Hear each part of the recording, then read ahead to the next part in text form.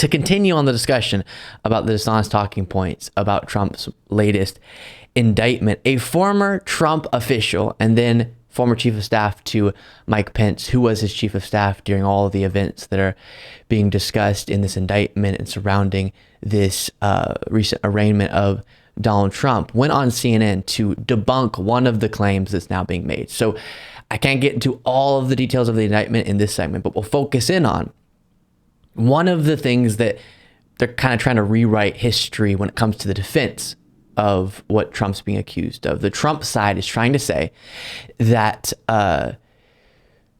it wasn't that Trump was trying to overthrow the democratic process or just keep himself president despite the results of the election when it comes to the VP Mike Pence at the time rejecting the electoral count or the fake elector scheme. No. It was just him wanting to pause. There were a lot of questions. He just wanted to pause. Of course, he was going to respect the democratic process. He just wanted to pause the count and then, of course, proceed. But just give it a second to simmer so these very legitimate fraud claims could be litigated. And like I said, former chief of staff of Mike Pence, and he also served under Trump initially, more directly, Marc Short, went on CNN and said, no. What they were trying to pressure Mike Pence to do was just unilaterally reject the results of a democratic, free and fair election, and then use that to justify, by whatever means necessary, Trump just staying the president of the United States. And sometimes you'll hear people say, well, he wasn't trying to roll in tanks or anything like that. Yeah, because he didn't exactly have a good relationship with the people who could make that happen, his generals, etc. And he did have conversations about how the military could be utilized. We remember that one example of, I think it was Michael Flynn or Mike Lindell, one of the Mikes, walking out of the White House, and a picture was taken that said martial law on it, on the document being held. So it was being discussed how the military could be used. I think Trump just didn't think he could execute that because of the lack of respect from his own generals. And so with that being said, here's this talking point as we try to get through every single one being perpetuated on this subject, being knocked down by a former Trump official. Ultimately, what President Trump said is, let's go with option D. Let's just halt. Let's just pause the voting and allow the state legislatures to take one last look and make a determination. They already, sorry, this is a Trump's lawyer that will be responded to, but they already took a look at it. The state legislatures took a look at the count and they sent correct, legitimate electors, and the Electoral College already met and voted. And then it was just Congress's job to go, okay, cool, we're going to certify that. As to whether or not the elections were handled fairly. That's constitutional law. That's not an issue of criminal activity. Is that what happened? It's a very disingenuous summation of what happened, Kate, because the reality was that after the Electoral College met on December 14th and confirmed Joe Biden as the victor, then the pressure campaign turned to Mike Pence. And throughout that, the effort all along was to say, just reject the states in question, simply dismiss them out of hand.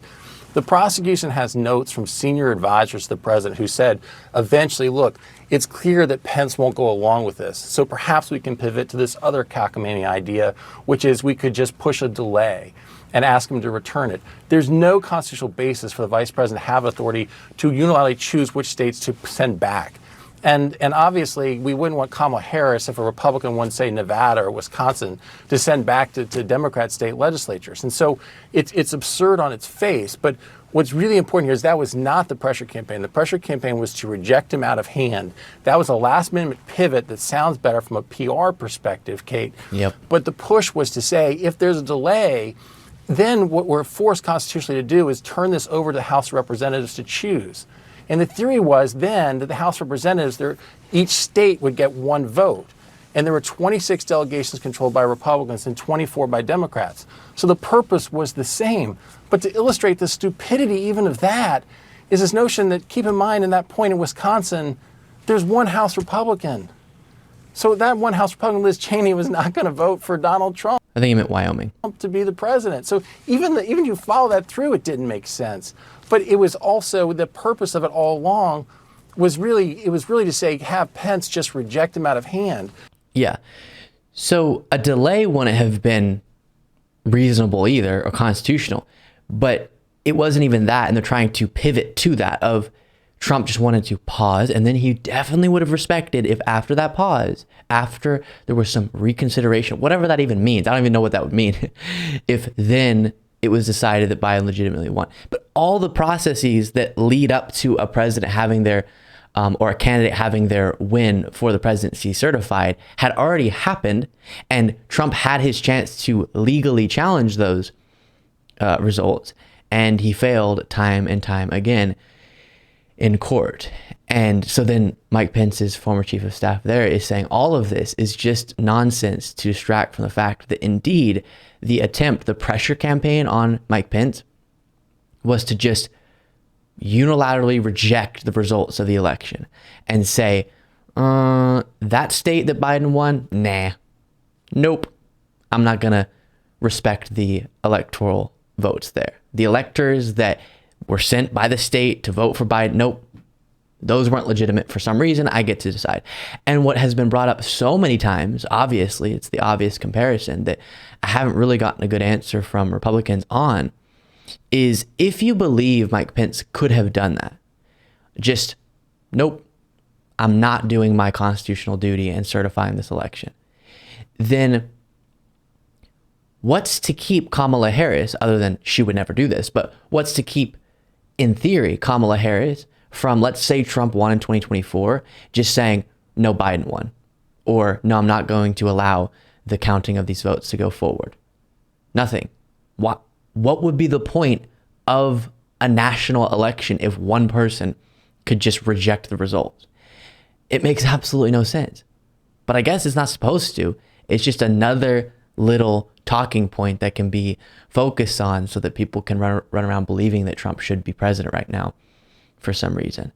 And it's pretty stunning to see just in the last 48 hours, the lack of coherent and reasonable, or even paraded to be reasonable, kind of nicely dressed up to seem reasonable talking points we've seen. There's just been none of them. It's addressing talking points that aren't even relevant to the conversation of this indictment, or extremely dishonestly framing the entire discussion and trying to bring it into a territory that's more advantageous. But even some of the arguments seem to bolster the prosecution's argument in my mind. So all of it is very, very wild. And I don't have a lot of hope for Donald Trump's prospects here. Thank you so much for watching. If you want to be a part of what makes this show possible, plus get access to the full video version of the show hours before all the clips are able to be uploaded to the YouTube channel, plus get the bonus show on the weekends, you can do so by going to lukebeasleyshow.com/membership. That's lukebeasleyshow.com/membership. And there's a link in the description.